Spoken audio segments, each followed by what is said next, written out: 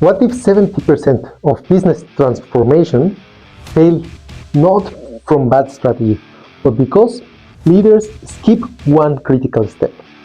Welcome to Advanced Quality Programs. I am Juan Navarro, and today we are unlocking the target operating model.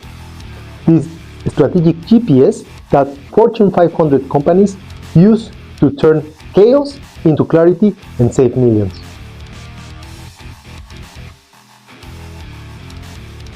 Imagine you are running a car company. The board demands carbon neutrality by 2030. Your options: electric vehicles, renewables, recycled materials. Each one of those options costs millions.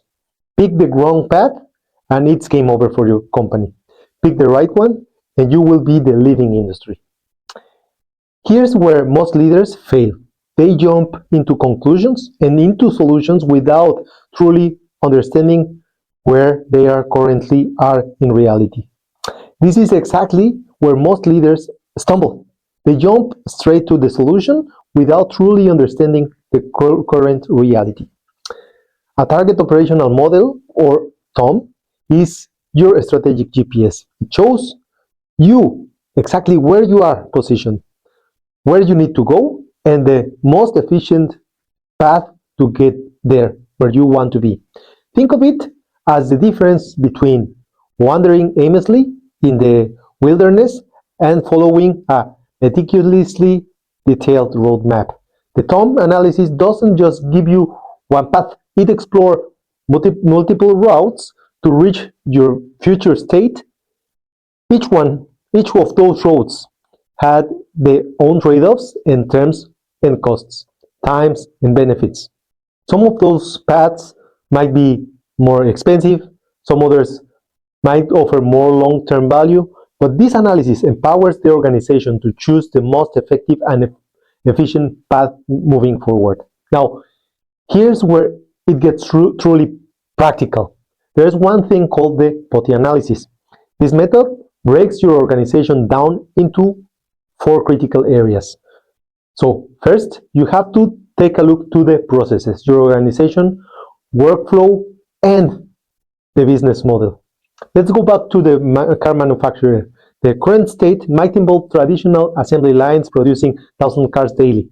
The future state is an automated, for example, AI-driven process producing 1,500 electric vehicles daily with 40% less waste. So that's a massive process shift. Now, the organization, your people, the structure, and the culture. That's O. Current state, for example, 2,000 employees with a traditional automotive skill. The future state, maybe 1,500 employees with advanced tech and sustainable expertise. What's the gap on that O? 500 roles that should be eliminated. 800 people retrained and 300 new hires with highly specialized skills. That monumental human capital challenge that you have to approach, but not without a strategy. Now, technology. T. Your systems, your infrastructure, and the equipment that belongs to your organization. Currently, for example, combustion engine assembly equipment. Future, electric vehicle production lines, battery manufacturing plants, and a robust, challenging, and charging infrastructure. The investment required then, a staggering 2.3 billion over 3 years, for example. How would you do that? I, information, your data, your analytics, and the reporting systems. Let's say current basic quality metrics and manual reporting. In the future, real-time sustainability tracking, predictive maintenance, and sophisticated carbon footprint analytics to truly measure your impact. So where does this analysis head to? Here's what most consultants won't tell you. You must conduct separate workshops for each part of that POTI, for each category. Why? Because your finance team thinks that differently from your operational team. And your IT department also faces entirely different constraints than your HR department. Now, pause that episode right now and ask yourself, which of these four areas, processes, organization, technology, or information, represent the biggest transformational challenge for your organization? Write it down, and what you just identified on that list is likely the make or break point for your transformation. Ready? Once you mapped your current and future states on all those four areas, the real magic happens after the gap analysis. This isn't just identifying what's missing. It's all about putting priority on what must change, what can stay as it is, and what needs to be completely rebuilt. It's time to using the RAG status system. What's the RAG status system, you may ask? Well, red, amber, and green. Red, you mark in red critical gaps that could kill your transformation entirely. Amber is for all those important gaps that need your attention but won't derail everything on their own. And green is minor adjustments or areas that are already aligned. Coming back to the car manufacturing example, red, for example, are no electric vehicle production capability. This is a showstopper, for example. Amber could be the workforce skills gap, manageable with targeted training. In green are all those quality management systems that we already know as world-class with minimal effort needed to change. The key insight is you don't implement everything just once. That's a transformational tree side. Instead, you should create some phases. Phase one is when you have, for example, technology selection and design finalization. Phase two could be the infrastructure building on, often overlapping from phase one. And the phase three could be staff training and system integration. The core message is to have a plan, structure with times, and also follow those red, yellow, and green markings, all that critical phases. Each phase builds logically on the previous one, reducing risk and significantly increasing your probability of success. Here are the three mistakes I see leaders make repeatedly.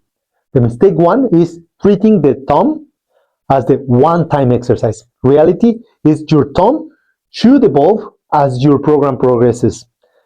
Market conditions change, technology advances, and regulations shift. This thumb is a living document. Mistake two is using only one presentation format. Smart leaders use both a table format for a detailed tracking and a clear diagrammatic format for high-level stakeholder communication, but different audiences need different views, so they have different presentations for different audiences. Now, the mistake three, letting perfect to be the enemy of good. And really evaluate this. Your current state documentation will never be 100% complete. That shouldn't be the showstopper. Start with what you have, with your baseline, and your future state will be reached as you get going. You shouldn't be paralyzed because of the I want everything to be perfect. The organizations that truly succeed, they treat the target operational model as a living guide that directs every decision throughout their transformational journey. Your transformational success hinges on the getting the thumb right, the foundation right. If you are leading a major challenge initiative and you want to avoid a daunting 70% of failure rate, you need a robust thumb analysis. If you want the POTI analysis templates I mentioned, or you are ready to discuss how to apply them to your specific situation, reach out through the links in the description.